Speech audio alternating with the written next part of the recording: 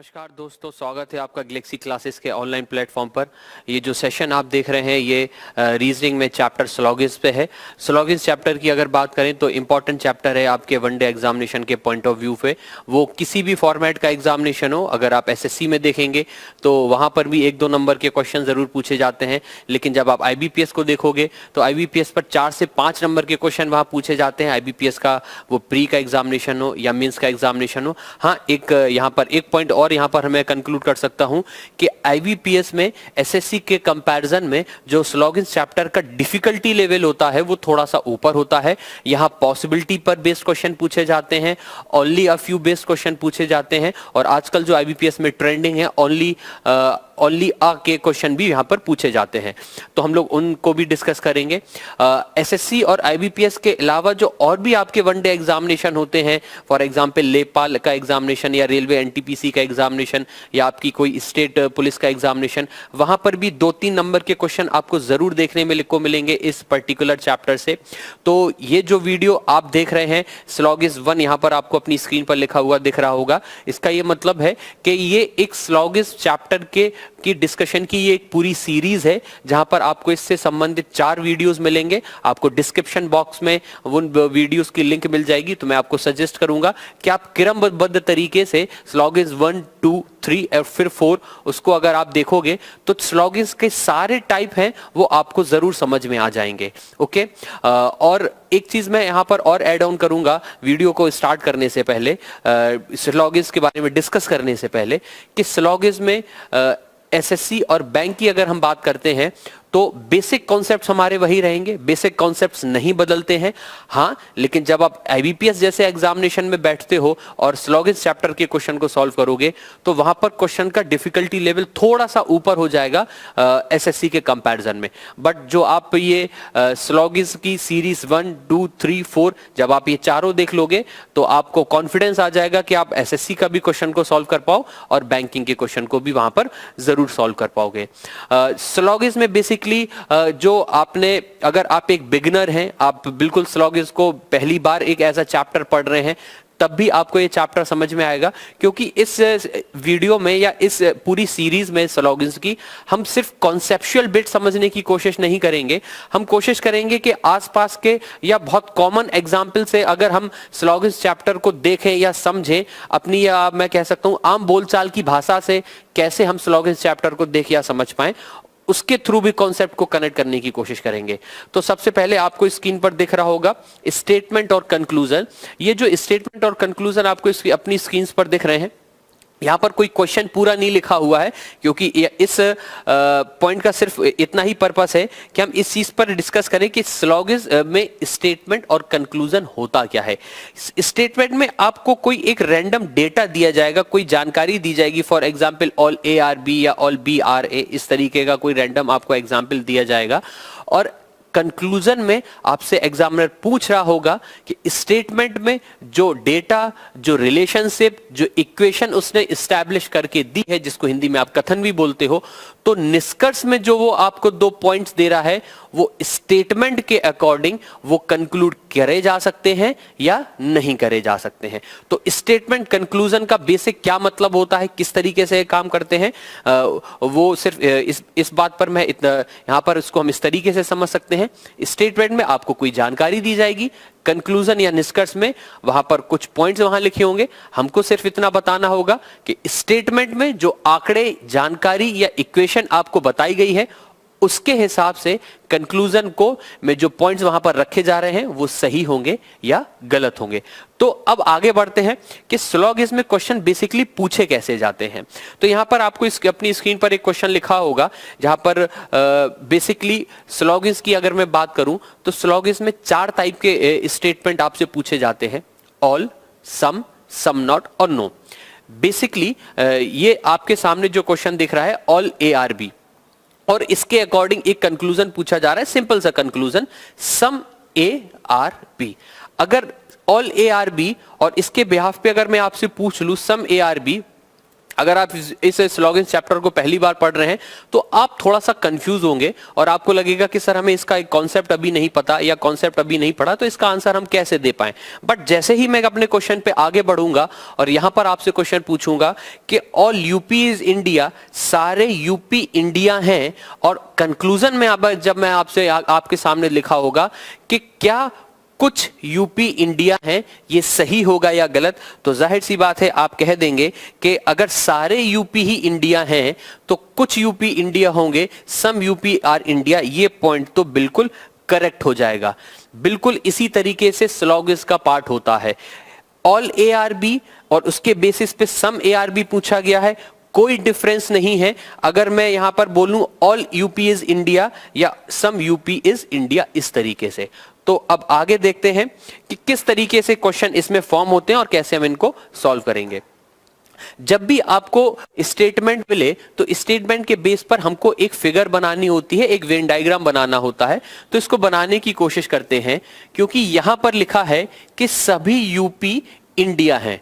तो यहां पर हम क्या कर सकते हैं, यूपी को एक छोटा सर्किल का बना देंगे, जो पूरा यूपी कहां आ जाएगा, इंडिया के अंदर। आपको फिगर या डायग्राम से दिख रहा होगा यूपी का पूरा पार्ट इंडिया के अंदर आ रखा है। ये याद रखिएगा, स्लॉगिज्म के स्टेटमेंट में जितनी जानकारी आपको दी गई हो उतना स्टेटमेंट आपके फिगर में वो पॉइंट या वो रिलेशनशिप एस्टैब्लिश होता हुआ या रिफ्लेक्ट करता हुआ दिखना चाहिए। हमें स्टेटमेंट में दिया था ऑल यूपी इज इंडिया, हमने फिगर में भी वही चीज को यहां पर बना लिया है।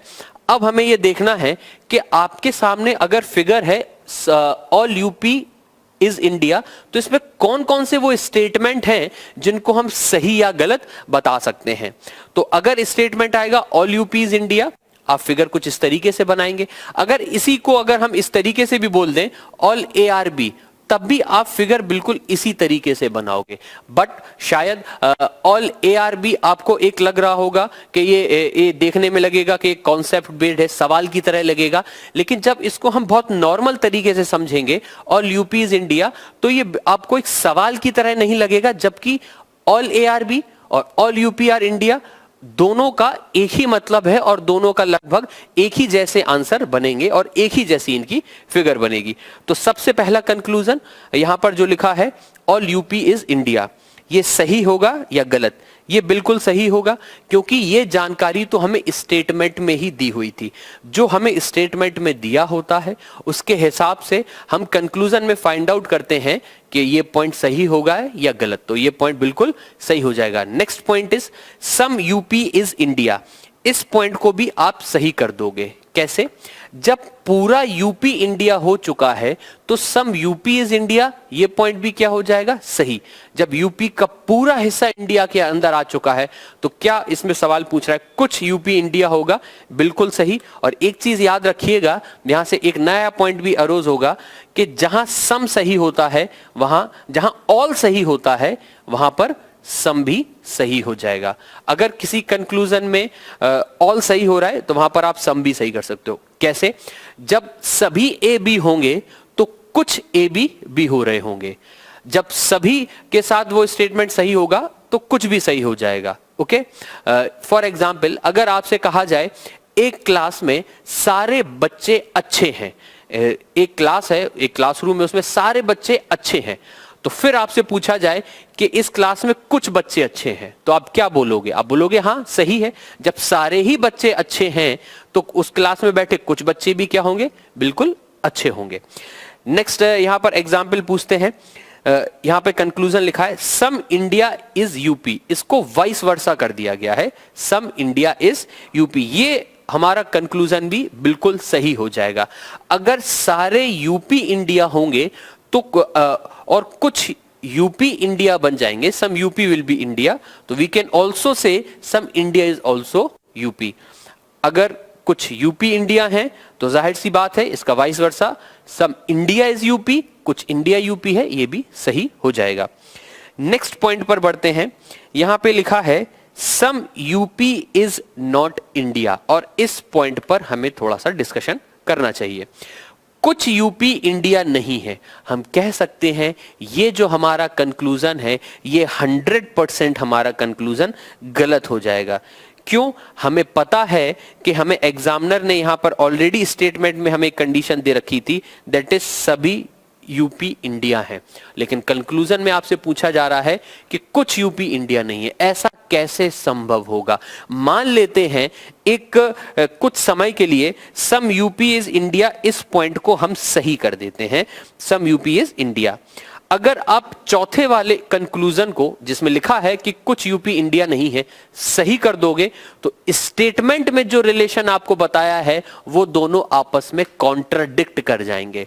याद रखिएगा कि स्टेटमेंट में दी हुई जानकारी से हमें कंक्लूजन निकालना होता है। कभी भी हम कोई ऐसा आंसर या कोई ऐसा कंक्लूजन सही नहीं कराएंगे कि स्टेटमेंट में जो पॉइंट हमें दिया हो वो उसी को गलत साबित कर दे। आम भाषा में समझे तो आप कुछ इस तरीके से समझिएगा कि स्टेटमेंट में जो लिखा हुआ है उसको आप बदल नहीं सकते, उससे हमें कंक्लूजन निकालना होता है, स्टेटमेंट की प्रॉपर्टी को बदलने नहीं होता है। स्टेटमेंट आपको बता रहा है कि पूरा यूपी इंडिया है, और अगर आप चौथे पॉइंट को सही कर देंगे तो आपका कहने का यह मतलब हो जाएगा कि कुछ यूपी इंडिया नहीं है, और दोनों बातें आपस में कॉन्ट्राडिक्ट हो जाएंगी। और याद रखिएगा, statement is always correct when we are talking about statement in this particular chapter which is syllogism. तो वापस से फोर्थ पॉइंट को यहां पर हम गलत कर देते हैं। Next is no UP is India. इस पॉइंट को भी आप बोल सकते हो कि ये 100% रॉन्ग होगा, क्योंकि ऑलरेडी हमें स्टेटमेंट में यहां बताया है कि सारे यूपी इंडिया हैं, तो नो यूपी इज इंडिया, इस बात का तो कोई सवाल ही नहीं होता है। ये एक बेसिक एग्जाम्पल था इस क्वेश्चन का। आगे बढ़ते हैं। जिस तरीके के एग्जाम्पल आपके एग्जामिनेशन में पूछे जाते हैं उस पर जरा डिस्कशन करते हैं। अब question all UP is India पूछा जाए या आपके सामने सवाल हो ऑल ARB, दोनों का एक ही मतलब है। यहां यूपी की जगह ए रख दीजिए या बी की जगह इंडिया रख दीजिए, या all table are chairs, all chair are tables और कैट्स आर डॉग, कुछ भी आप वहां पर प्रॉपर्टी या कुछ भी आप वहां पर वैल्यूज रख सकते हैं, हमें कोई बहुत ज्यादा फर्क नहीं पड़ने वाला है। बेसिकली जब फिगर ऑल की तरह बनाएंगे वेन डायग्राम में, क्योंकि अभी हम लोग बेसिक से स्टार्ट कर रहे हैं, आगे के सेशंस पे हम इस तरीके के क्वेश्चन भी प्रैक्टिस करेंगे, तब और ज्यादा डिटेल में समझेंगे वहां पर कि किस तरीके से सिलोगिज्म के क्वेश्चन को क्रैक किया जाता है। फिलहाल ये जो फिगर है जिसमें हमने लिखा हुआ है ऑल ARB, इसकी फिगर में क्या क्या सही होगा और कौन कौन से कंक्लूजन गलत होंगे उस पर बात करेंगे। आपको अपनी स्क्रीन पर 8 कंक्लूजन दिख रहे हैं, घबराइएगा नहीं, एग्जामिनेशन में 8 कंक्लूजन नहीं पूछे जाते हैं। वहां SSC की मैं बात करूं तो 2 से 3, या ज्यादा से ज्यादा बैंकिंग की अगर मैं बात करूं तो 4 ही कंक्लूजन पूछे जाते हैं, इतने 8 कंक्लूजन नहीं आते। तो जब 8 कंक्लूजन नहीं आते तो यहां क्या कर रहे हैं? 8 conclusion, we are in the learning process, हम चीजों को सीख रहे हैं। तो यहां पर इस पर्टिकुलर फिगर से जितने कंक्लूजन बन सकते हैं उन सभी पर हम डिस्कशन करेंगे, ठीक है? तो जितने भी इसमें इस फिगर पे कंक्लूजन बना सकते हैं वो यहां सब, वो उन सभी को एक ही जगह एक ही प्लेटफॉर्म पर रखने की कोशिश करी गई है, ताकि हमें कोई बहुत ज्यादा लेंदी प्रोसेस ना पढ़ना पड़े समझने के लिए, और एक ही जगह सारा कुछ हमें समझ में आ जाए इस पर्टिकुलर फिगर में। तो सबसे पहला इसमें जो कंक्लूजन है दैट इज ऑल ARB, और ये बिल्कुल सही हो जाएगा। ये तो ऑलरेडी आपको स्टेटमेंट में दिया हुआ है और वही चीज कंक्लूजन में पूछ ली, ऑल ARB, ये सही है। दूसरा सम ARB, हम लोगों ने अभी इस पॉइंट पर डिस्कस किया था कि जब सभी AB होंगे तो कुछ AB दो B हो जाएंगे। तो ऑल ARB में अगर सम ARB पूछा जाए तो बिल्कुल ये क्या हो जाएगा? सही। और आप इस पॉइंट को याद रखिएगा कि ऑल के साथ सम बिल्कुल सही हो जाएगा।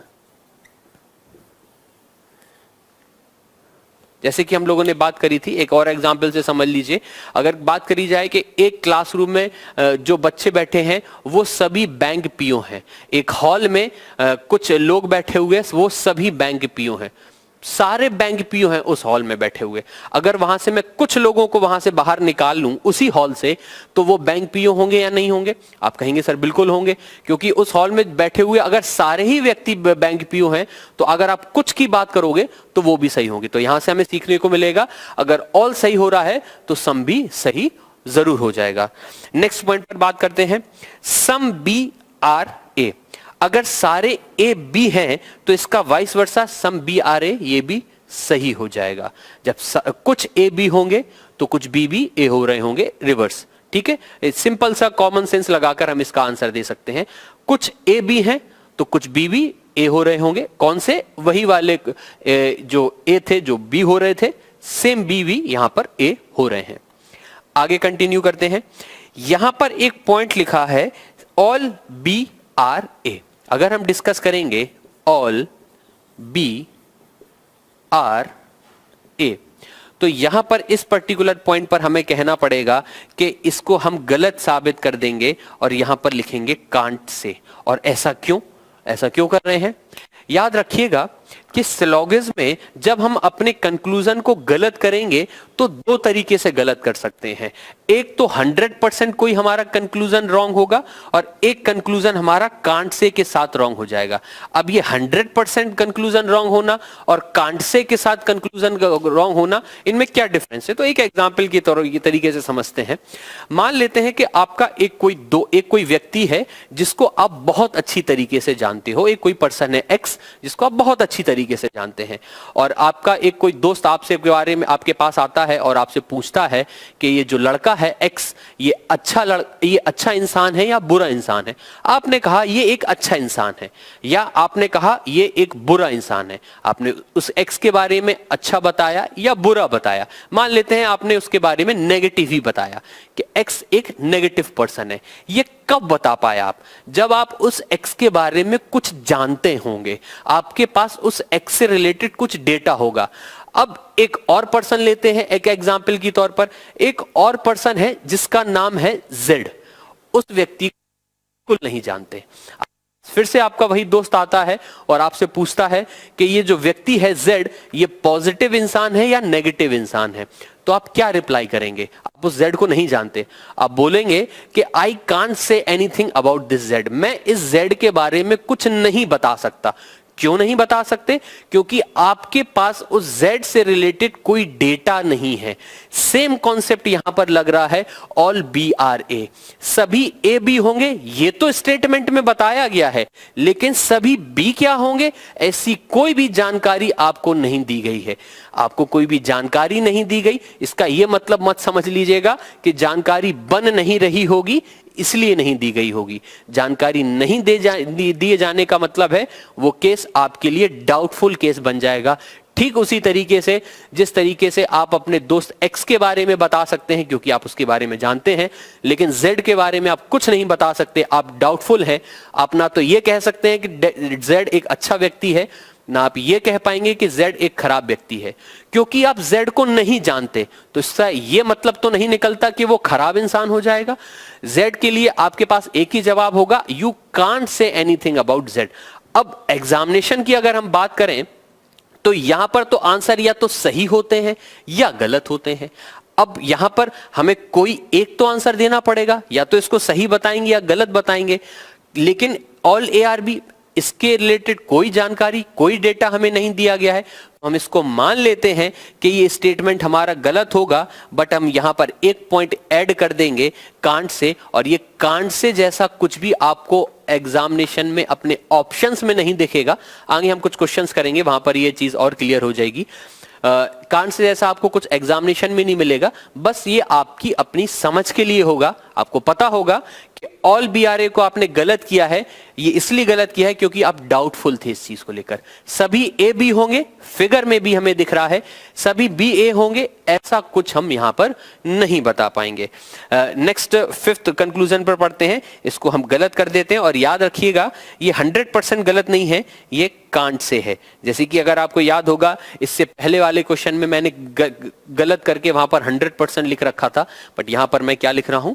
Can't say. You do not have any data कि all what all B are, that's why. आगे बढ़ते हैं। Some A are not B, कुछ ए बी नहीं है।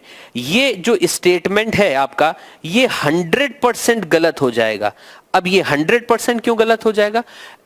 अगर फिफ्थ कंक्लूजन को सिक्स्थ कंक्लूजन, फोर्थ और फिफ्थ कंक्लूजन को अगर हम समझेंगे तो कांट से और 100% रॉन्ग के बीच का अंतर आपको बहुत अच्छे समझ में आ जाएगा।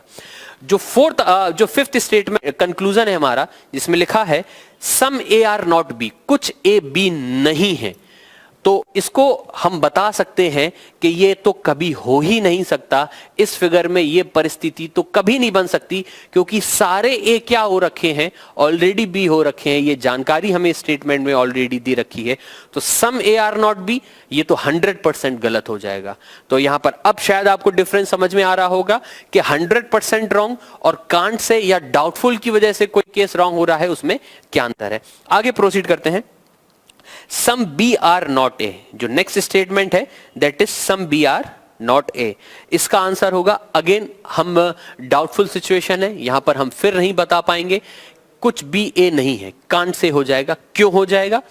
सारे ए बी हैं, ये तो हमें फिगर में दिख रहा है, बट इस स्टेटमेंट से हमें ऐसी कोई जानकारी स्टेटमेंट ने नहीं दी है डायरेक्टली या इनडायरेक्टली कि सभी बी कुछ बी ए नहीं होंगे। आपके दिमाग में शायद ये सवाल आ रहा होगा, सर ऐसा हो तो सकता है कि कुछ बी ए ना हो। तो मैं आपको बता दूं, ये पॉसिबिलिटी का केस बनेगा, और जहां पर भी हम कांट से के साथ वो जो अपने इस कंक्लूजन को गलत कर रहे हैं, वो सारे पॉसिबल केसेस में जरूर सही हो जाएंगे। हम पॉसिबिलिटी को भी अपने सेशन में डिस्कस जरूर करेंगे, अभी हम सिर्फ बेसिक कॉन्सेप्ट्स को समझ रहे हैं। Next is no A is B, और उसके बाद उसका रिवर्स लिखा हुआ है नो बी इज ए। जो आपका पॉइंट नंबर 7 है, ये बिल्कुल सही हो जाएगा। अगर आप इसको गलत कर दोगे, ये बिल्कुल गलत हो जाएगा। इसको मैं रिपीट कर देता हूं, no is B, this will be 100% wrong. क्यों? स्टेटमेंट में ही ऑलरेडी मेंशन्ड है कि ऑल ए आर बी, तो हम कोई ए बी नहीं होगा, इसको कैसे सही करा सकते हैं। लास्ट जो स्टेटमेंट है, कंक्लूजन है हमारा, that is no B is A, ये भी बिल्कुल गलत हो जाएगा। आप ध्यान रखिएगा, यहां पर दो कंक्लूजन लिखते हैं।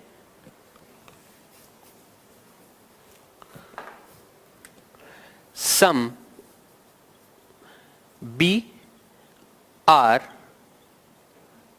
ए, next is no B is A. Some B are A, ये जो हमारा पॉइंट है ये बिल्कुल सही है।